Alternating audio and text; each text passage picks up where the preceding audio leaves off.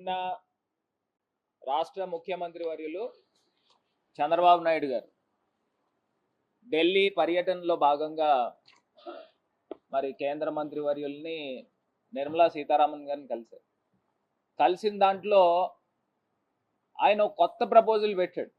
అంటే దేశంలో ఏ రాష్ట్ర ముఖ్యమంత్రికి కూడా రాని ఐడియా, అంటే చాలా వినూత్నంగా సంపద సృష్టిస్తూ ఉన్నారు.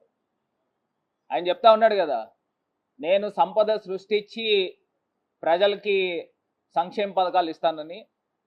మరి బహుశా 1% అదనంగా మరి ఆయన సర్చార్జ్, అంటే జిఎస్టీ పైన సర్చార్జ్ పెట్టుకునేదానికి వెసులుబాటు కల్పించండి అని సాక్షాత్తు ఫినాన్స్ మినిస్టర్ గారిని మరి చంద్రబాబు నాయుడు గారు ఢిల్లీలో కోరడం జరిగింది. మరి సంపద సృష్టించడం అంటే ఇదేనండి. అంటే సామాన్య ప్రజలు, సగటున సామాన్య ప్రజలు ఆంధ్రప్రదేశ్ రాష్ట్రంలో, కేవలం ఇది ఒకటే రాష్ట్రం, దేశంలో ఏ రాష్ట్రం కాదు, ఆంధ్రప్రదేశ్ రాష్ట్రంలో ఏది కొన్నా కానీ 1% అదనంగా ట్యాక్స్ కట్టాలన్నమాట.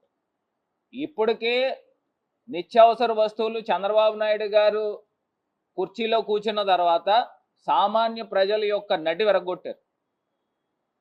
బాదుడే బాదుడు కిందన రేట్లు బాది, ఉల్లిపాయ టమాటా అయితే సెంచరీ కొట్టేసినాయి. మరి ఇంకా అసలు సామాన్య ప్రజలు ఎలా బతకాల?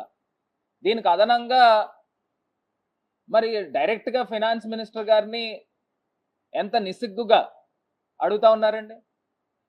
ఆయన చెప్తా ఉన్నాడు, విజయవాడ వరదలు వచ్చినాయి, అతలాకుతలం అయిపోయినాయి, దాని గురించి రాష్ట్ర ప్రజలందరూ కూడా 1% ట్యాక్స్ కట్టాలి. మరి ఇదేనండి చంద్రబాబు నాయుడు గారు తమరి తాలూకా సెల్ఫ్ ఫైనాన్స్డ్ అమరావతి మోడల్ అని చెప్పారు. మరి ఏం చేశారు అమరావతి మోడల్? సంపద సృష్టించడం అంటే ఇదేనా? ప్రజలపైన ట్యాక్సులు పెట్టడము ఇదేనా సంపద సృష్టించడం అంటే? నాకు ఏదో పూర్వం రోజుల్లో కొంతమంది రాజులు గుర్తొచ్చేవారు. ఇదే సేమ్ టైప్లో సామాన్య ప్రజలపైన పన్నులు వేసి ఖజానాన్ని నింపుకునేవారు. సేమ్ ఇదే పద్ధతి కనబడతా ఉంది చంద్రబాబు నాయుడు గారు వ్యవహార శైలి చూస్తూ ఉంటే. అసలు ఇది ఎక్కడ ధోరణి అని అడుగుతా ఉన్నాం. మళ్ళీనేమో డైరెక్ట్గా ఇవాళ ఈనాడు పేపర్లో రాస్తూ ఉన్నారు.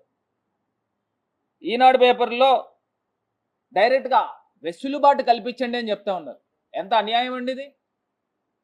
ఒక్కసారి ప్రజలందరూ కూడా ఆలోచన చేయండి. చంద్రబాబు నాయుడు గారు సంపద సృష్టించడం అంటే ఇదేనేమో బహుశా. విజయవాడ వరదల పేరు చెప్పి కొన్ని 100 కోట్ల రూపాయలు ఎట్లాగా చందాల రూపేణ కలెక్షన్ చేశారు, దాన్ని ఏ రకంగా ఖర్చు పెట్టారు, దాంట్లో ఏ రకంగా డబ్బులు పక్కదారి పట్టించారు అనేది అందరికీ తెలిసిపోయింది. అది కాక అంటే ఎన్ని వేల కోట్ల రూపాయలు వస్తుంది. దీన్ని ప్రజల్ని ఏ రకంగా మోసం చేస్తూ ఉన్నారు అనేది ఒక్కసారి గమనించమని కోరుతాం.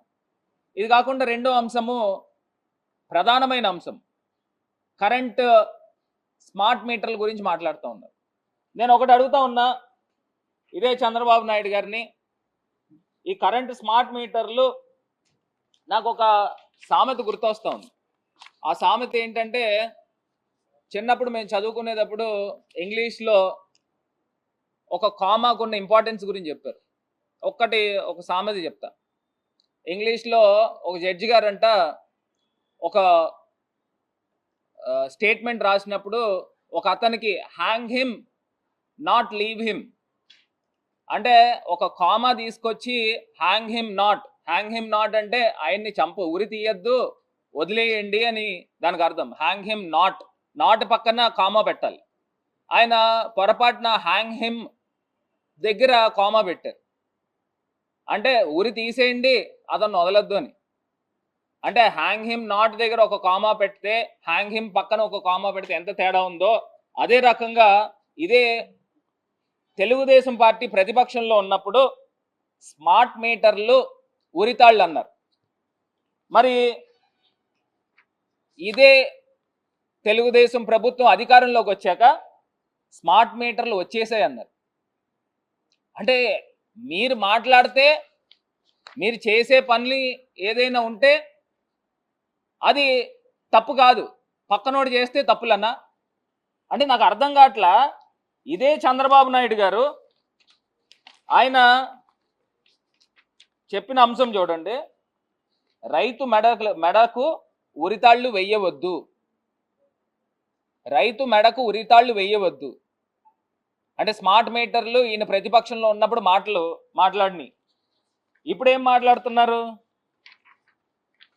స్మార్ట్ మీటర్లు వచ్చేసాయి అంటే దానివల్ల ఏదో ప్రజలకి ఏదో న్యాయం జరిగిపోతున్నట్టు. అంటే ఈయన చెప్పిన విధానం అంటే ఇదెక్కడ రెండు నాలుకల ధోరణి అని అడుగుతా ఉన్నా. ఎంత అన్యాయమా? ఇంత అన్యాయంగా మాట్లాడుతూ పైపెచ్చిన ఈ 5 నెలల్లో ఈయన చేసిన నిర్వాహకం ఏంటంటే సుమారుగా 57,000 కోట్ల రూపాయలు అప్పులు చేసిన ఘనుడి కిందన మనం పరిగణించాలి. 57,000 కోట్ల రూపాయలు. ఇదే అసెంబ్లీలో 5 నెలలు పోయిన తర్వాత ఇప్పుడు బడ్జెట్ ప్రవేశపెట్టారు. ఈ బడ్జెట్ ప్రవేశపెట్టిన దాంట్లో క్లియర్గా తేటతెల్లమైంది కదండి ఈయన ఎన్ని అబద్ధాలు ఆడారు. గతంలో జగన్మోహన్ రెడ్డి గారి ప్రభుత్వంలో 14 లక్షల కోట్లు 13 లక్షల కోట్లు నోటుకొచ్చిన మాటలు చెప్పారు. అప్పులు చేసేసారు 13 లక్షల కోట్లు 14 లక్షల కోట్లని. మరి ఇదే అసెంబ్లీలో బడ్జెట్ మీరు పెట్టినప్పుడు జగన్మోహన్ రెడ్డి గారి హయాంలో 6,75,000 కోట్ల రూపాయలు సుమారుగా అవే అప్పులు. అంటే గతంలో మీరు చేసిన అప్పులతో కలుపుకుని మరి ఏ రకంగా అబద్ధాలు ఆడారండి? ఇదే చంద్రబాబు నాయుడు గారు నోట్తోనే కదా ఇన్ని మాటలు చెప్పిన వాళ్ళు. మరి ఏ రకంగా ఇన్ని పచ్చి అబద్ధాలు మరి మాట్లాడతారో నాకైతే అర్థం కాల. ఇది కాకుండా కరెంట్ ఛార్జీల గురించి చంద్రబాబు నాయుడు గారు ఊరూరా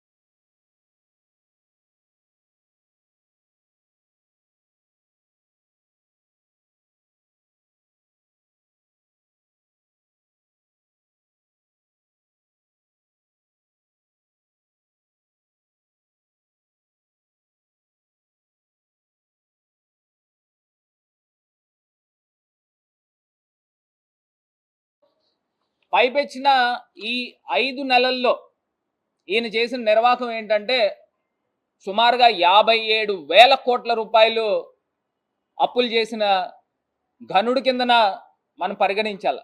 57,000 కోట్ల రూపాయలు. ఇదే అసెంబ్లీలో 5 నెలలు పోయిన తర్వాత ఇప్పుడు బడ్జెట్ ప్రవేశపెట్టారు. ఈ బడ్జెట్ ప్రవేశపెట్టిన దాంట్లో క్లియర్గా తేటతెల్లమైంది కదండి ఈయన ఎన్ని అబద్ధాలు ఆడారు. గతంలో జగన్మోహన్ రెడ్డి గారి ప్రభుత్వంలో 14 లక్షల కోట్లు 13 లక్షల కోట్లు నోటుకొచ్చిన మాటలు చెప్పారు. అప్పులు చేసేసారు 13 లక్షల కోట్లు 14 లక్షల కోట్లని. మరి ఇదే అసెంబ్లీలో బడ్జెట్ మీరు పెట్టినప్పుడు జగన్మోహన్ రెడ్డి గారి హయాంలో 6,75,000 కోట్ల రూపాయలు సుమారుగా అవే అప్పులు. అంటే గతంలో మీరు చేసిన అప్పులతో కలుపుకుని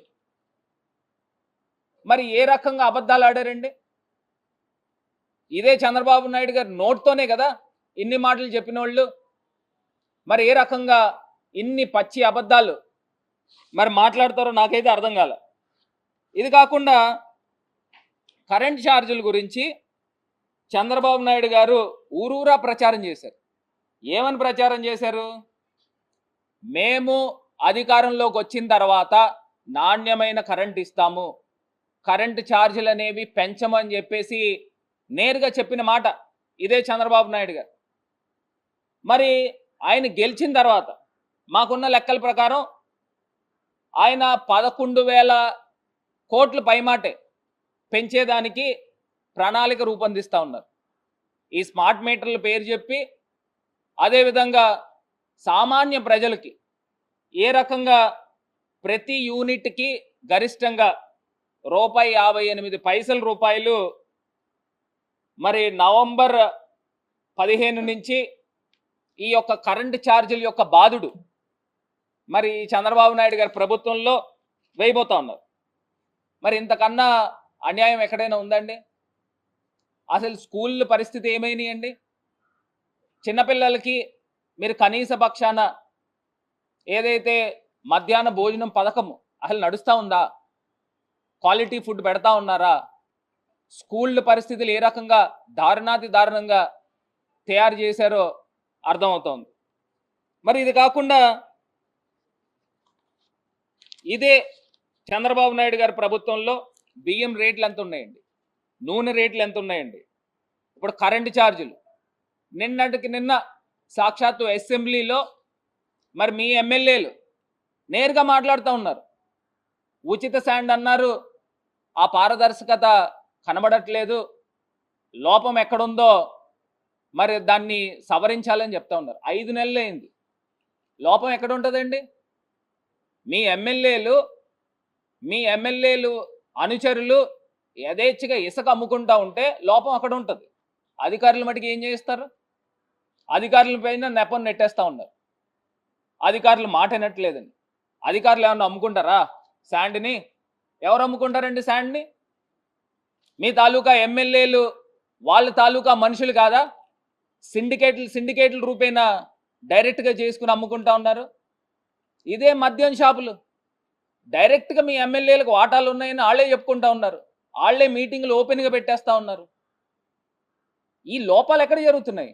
ఉచిత శాండ్ అని మీరు అసెంబ్లీ వేదికగా మీ ఎమ్మెల్యేలు మాట్లాడుతూ ఉన్నారు.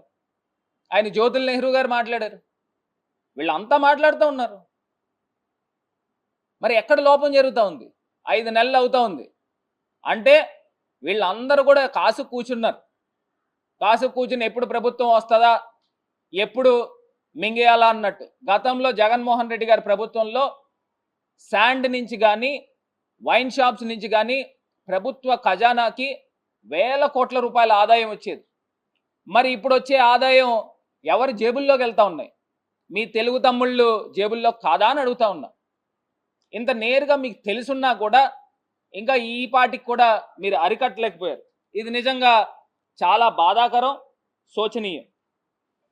ఇంకా ప్రధానమైన అంశంకి వస్తే మరి ఇదే ఈనాడు పేపర్, ఇవాళ పేపర్లో డైరెక్ట్గా నేరుగా ఏంటండి ఇది? కన్నతల్లి శీలాన్ని శంకించేవారు మనుషులేనా? అసలు ఈనాండి ఎవరండి? ఎవరి గురించి మాట్లాడుతూ ఉన్నారు? అసలు ఈనాడు పేపర్లు ఇంత నిస్సిగ్గుగా ఎలా వేయగలుగుతూ ఉన్నారు డైరెక్ట్గా? అంటే అసలు ఆ మాట ఉచ్చరించడానికి కూడా మాకు ఎవరికి కూడా నోరు రావట్లా. మరి ఇంత దారుణంగా ఎట్లా మాట్లాడతారు? అసలు నిజంగా దాని గురించి మాట్లాడాలని అంటే నిజంగా ఒక్కసారి చంద్రబాబు నాయుడు గారు నిజంగా ఈ మాటలు మాట్లాడారా, ఆ పదాలు మాట్లాడారా? మరి ఎలా మాట్లాడతారు?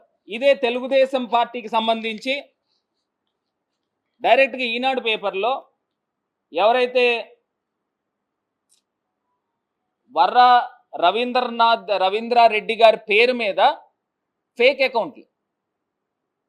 అకౌంట్ల ద్వారా ఈ పోస్టులు చేశారని చెప్పి నేరుగా అక్కడ పోలీస్ స్టేషన్లో ఆయన కంప్లైంట్ పెట్టారు.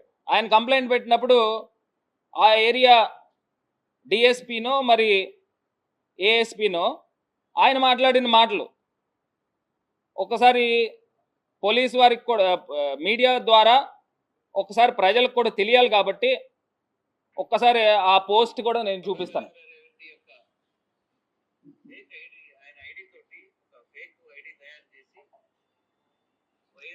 షర్మిల గారి అట్లాగే వైఎస్ సునీత గారి మీద అబ్యూజ్ చేస్తూ సోషల్ మీడియాలో పోస్టులు పెట్టడం జరిగింది.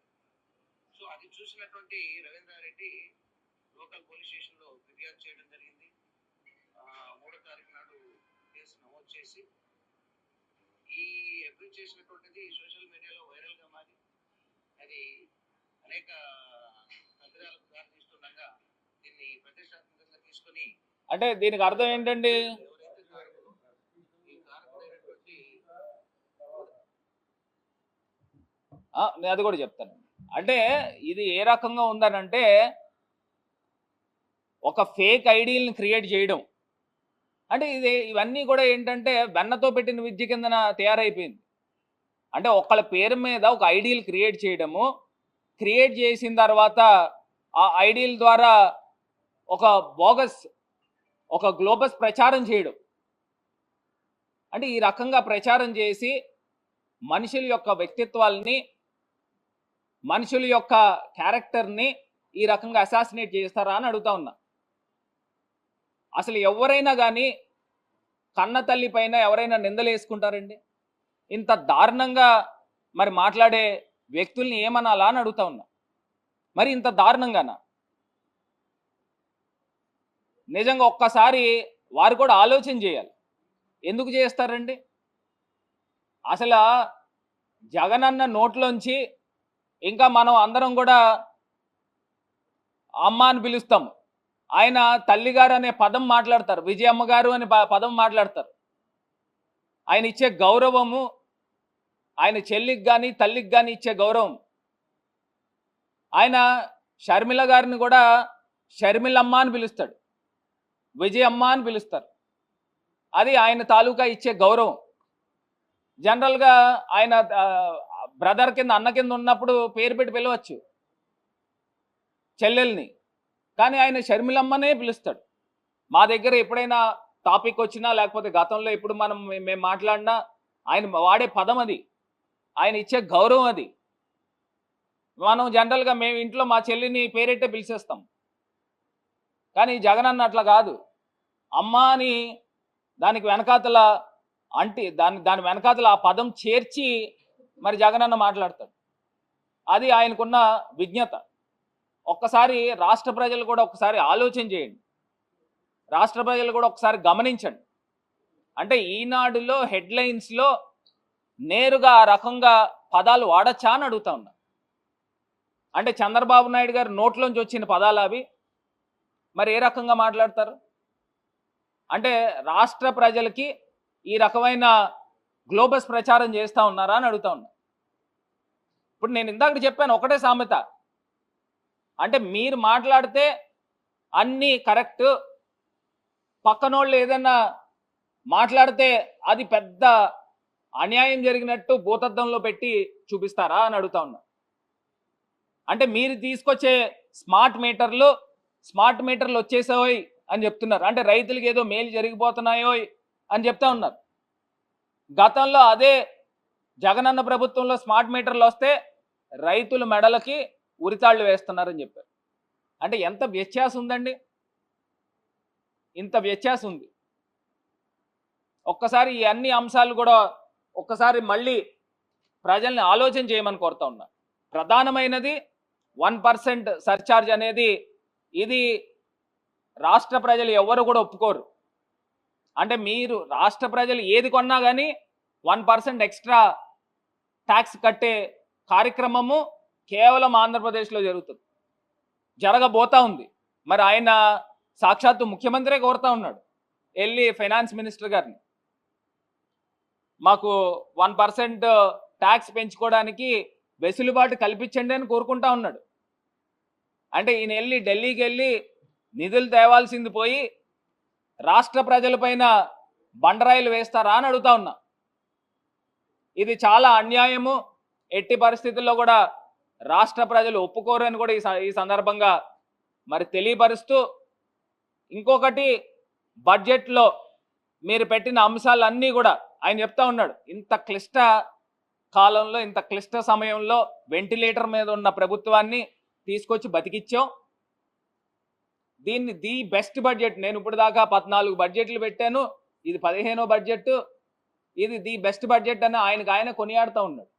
నేను అడుగుతా ఉన్నా ఇదే చంద్రబాబు నాయుడు గారిని, మీరు సూపర్ 6 హామీలు మీరు అంశాలు పెట్టారు. ఆ సూపర్ 6 హామీల్లో నేను నేరుగా అడుగుతా ఉన్నా, మీరు తల్లికి వందనం అన్నారు, ఆ తల్లికి వందనానికి సంబంధించి లెక్కల ప్రకారము సుమారుగా 82 లక్షల మంది పిల్లలు ఉన్నారు, స్కూల్కి వెళ్ళే పిల్లలు.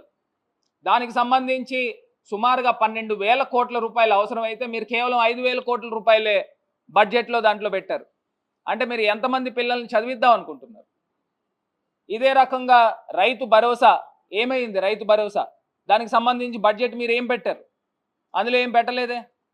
సుమారుగా ఆంధ్రప్రదేశ్ వ్యాప్తంగా మహిళలు మీరు ఇస్తానన్న 1,500 రూపాయలు, దానికి సంబంధించి బడ్జెట్ ఏం పెట్టారు? అందులో బడ్జెట్లో ఏం లేదే. మీరు సిలిండర్లు అని చెప్పారు, ఉచిత సిలిండర్లు అని. జగనన్న గతంలో ఇచ్చే డబ్బులు క్రమం తప్పకుండా వచ్చాయి. మీరు కేవలం దీపం పథకంలో ఉన్న మహిళలు మట్టుకే మీరు సిలిండర్ల గురించి మాట్లాడుతున్నారు. అదేవిధంగా ఉచిత బస్సు గాలికి వదిలేశారు.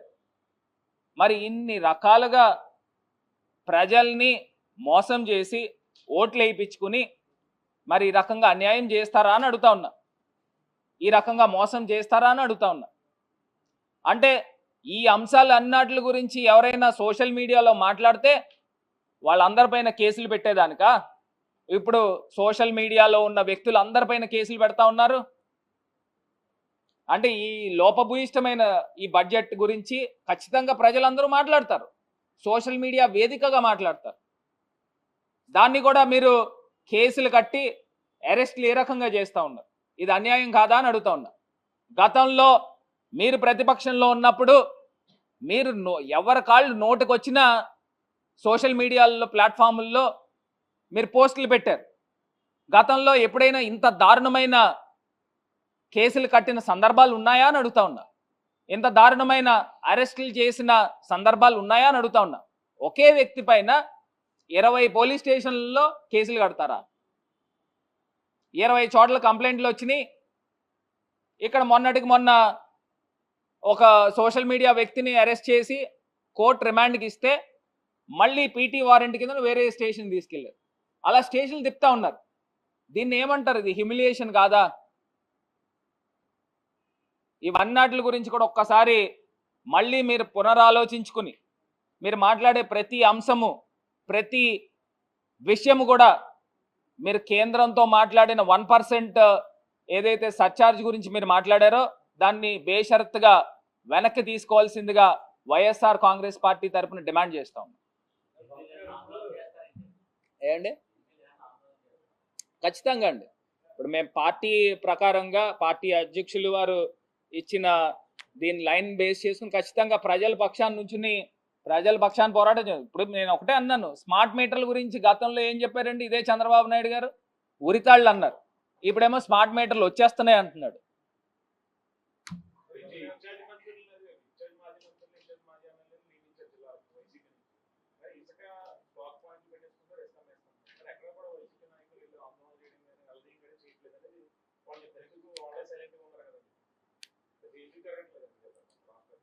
అదే అండి, ఇప్పుడు కేసులు చూశారు కదా ఏ రకంగా కడతా ఉన్నారు. కేసులకు భయపడే వ్యక్తులు ఏం కాదండి. కాకపోతే ఈ 5 నెలల్లో నిజంగా మేము ప్రజల పక్షాన్ని నుంచినే పోరాడుతున్నాం అంశాల వారీగా. ఖచ్చితంగా రానున్న రోజుల్లో అందరం కూడా కలిసికట్టుగా వెళ్ళి వీళ్ళు ఏదైతే అక్రమాలు చేస్తూ ఉన్నారో దానిపైన నిలదీసే కార్యక్రమం చేస్తాం.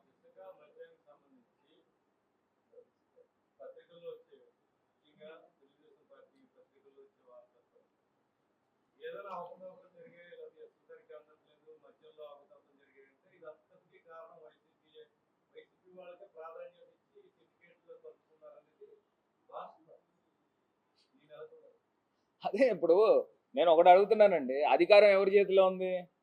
వాళ్ళ చేతిలో అధికారం ఉంది. ఎవరిని కలుపుకుంటున్నారు? వైసీపీ వాళ్ళని కలుపుకుంటున్నారా? ఆహా, అసలు ఇప్పుడు అధికారం ఎవరి చేతిలో ఉంది? వైసీపీ వాళ్ళని కలుపుకోవాల్సిన దౌర్భాగ్య పని వాళ్ళకి ఎందుకు?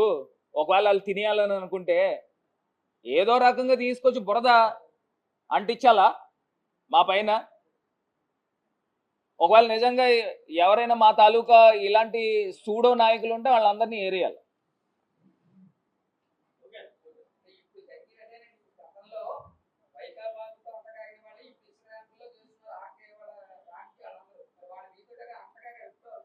కాదు, అధికారం ఎవరి చేతిలో ఉందండి? ఆహా అధికారం ఎవరు వాళ్ళకి తెలీదా? వాళ్ళు ఏమన్నా చిన్నపిల్లలా? ఆహా వాళ్ళు ఏమన్నా చిన్నపిల్లలా? అధికారం ఎవరి చేతిలో ఉంది?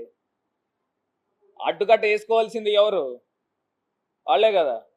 ఫేక్ అకౌంట్లు అని చెప్పేసి వైసీపీ ఆరోపిస్తుంది. కానీ వైసీపీ ఒక టీం కింద గ్యాదర్ అయ్యి మీ పేరు ఒక అకౌంట్ లేదా ఇంకొక పేరు అకౌంట్ క్రియేట్ చేసి కార్యకర్తలు కావాలని ఇప్పించారనేది టీడీపీ. కాదండి, అక్కడ ఉన్న పోలీస్ ఆఫీసర్ కూడా ఆయన క్లియర్ గా ఒక అంశం తీసుకుని వచ్చాడు. అతని పేరు కూడా అసభ్యకరమైన పోస్ట్ పెట్టిన అతను పేరు కూడా ఉంది. అతని పేరు ఆయన పేరు కూడా మెన్షన్ చేశారు, ఇందులో లేదు. ఆ పేరు కూడా అతను Telugu Desam sympathiser, Telugu Desam party sympathiser అతను.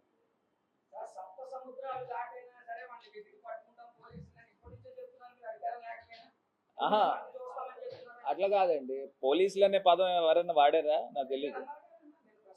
అంటే పోలీసులు అనే పదం ఎత్తారా? అట్లా కాదు, పోలీస్ అనే పదం ఎత్తారా? ఎక్కడ? నేనైతే వినలా. నేనైతే వినలా. సప్త సముద్రాలు దాటిన తప్పులు చేసిన అధికారులు అన్నారు కానీ అధికారులని కూడా అనలా నాకు తెలిసి. అధికారులు అనే పదం ఎత్తలా.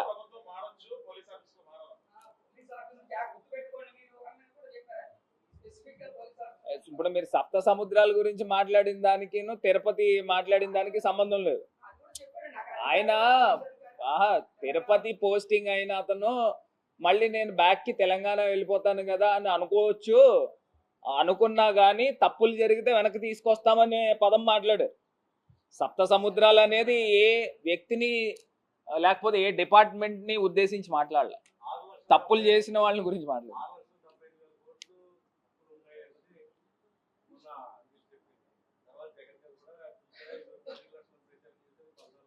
అవును.